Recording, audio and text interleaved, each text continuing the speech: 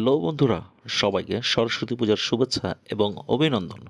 আজ সকাল সকাল গিন্নিকে নিয়ে এবং সাথে দুই শালাবাবুকে নিয়ে বের হয়ে গেলাম। উদ্দেশ্য জগন্নাথ হল। এখানে আসতেই চোখে পড়ে গেল প্রচুর পরিমাণ ভিড়। শত ভিড় উপেক্ষা না করে আমরা অবশেষে ভিতরে চলে আসলাম। আর ভিতরে চোখে আসতেই সর্বপ্রথম চোখে পড়ে গেল জগন্নাথ হলের লেগের ওপর যে সরস্বতী মায়ের মূর্তিটা করেছে। এবারের সরস্বতী পুজোর মূল আকর্ষণ এটাই। এবার মাঠের দিকে আসতেই আমি তো অবাক। প্রায় ৭০ থেকে ৮০টা পুজো মণ্ডপ, প্রত্যেকটি ডিপার্টমেন্ট ওদের প্রতিমা এত সুন্দরভাবে তৈরি করেছে।